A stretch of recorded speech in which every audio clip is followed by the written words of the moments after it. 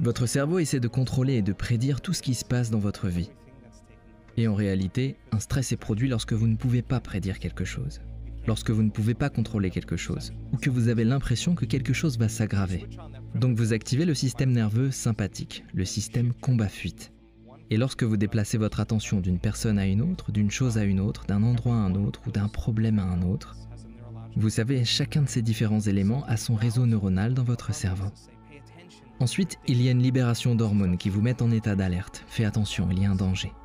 À mesure que vous déplacez votre attention entre chacun de ces éléments, déjà reliés neurologiquement, votre cerveau s'active de manière très incohérente.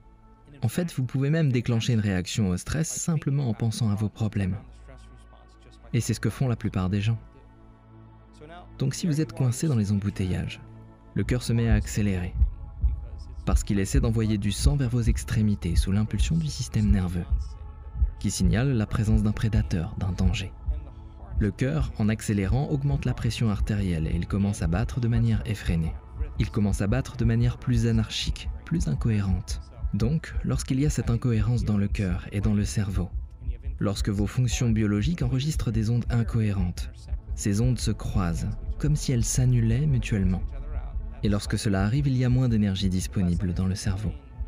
Et si l'énergie disponible dans le cerveau diminue, cela signifie que vous enclenchez vos mécanismes réflexes par défaut. Et si l'énergie du cœur est mobilisée de manière inefficace, vous n'allez pas avoir confiance, vous ne voudrez pas vous montrer vulnérable, vous ne voudrez pas communiquer, vous ne voudrez pas vous connecter. Et vous ne ressentirez pas de gratitude. Ce n'est pas le moment pour ressentir tout cela. C'est le moment de courir, le moment de combattre ou de fuir.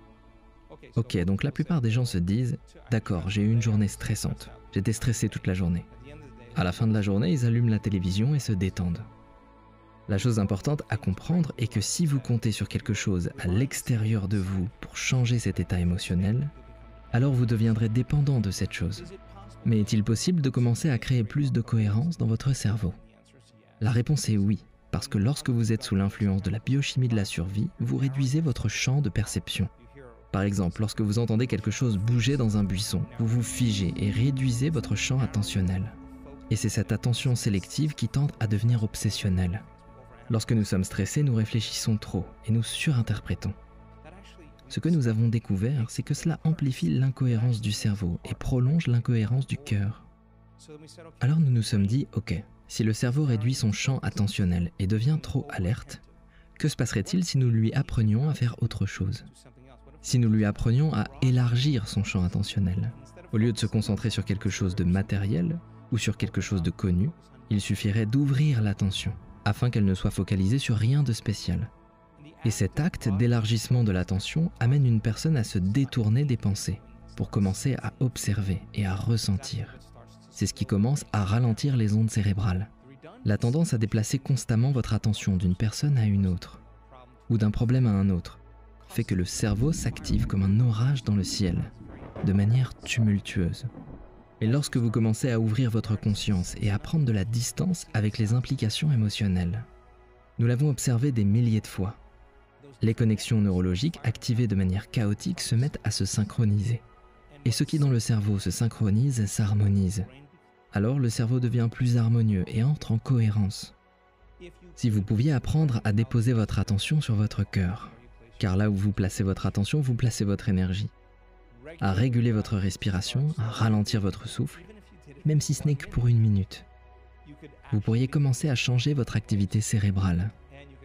Vous pourriez amener votre cœur à battre de manière plus régulière, plus cohérente.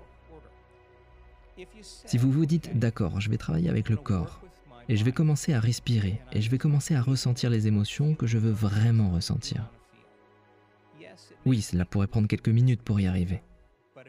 Mais si vous continuez à le pratiquer encore et encore, le cœur commencerait à produire un signal très profond. Il commencerait à produire un champ magnétique dirigé vers l'extérieur. C'est mesurable.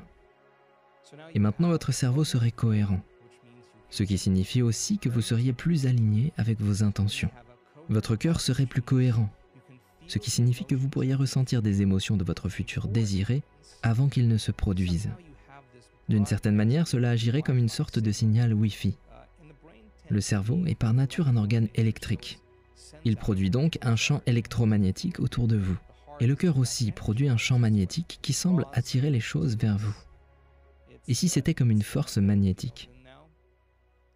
En changeant votre façon de penser et de ressentir, vous changez le signal que vous émettez.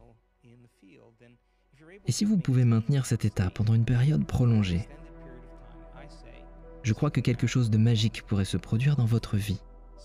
Quelque chose d'inhabituel, une nouvelle expérience pourrait arriver. Mais si vous continuez à penser de la même manière, à ressentir les mêmes choses, votre vie devrait rester inchangée. Et donc, nous faisons des pratiques d'1 minute, de 5 minutes et de 30 minutes ou plus. Et nous voulons devenir si bons en pratiquant les yeux fermés que nous pourrions aussi aisément le faire les yeux ouverts.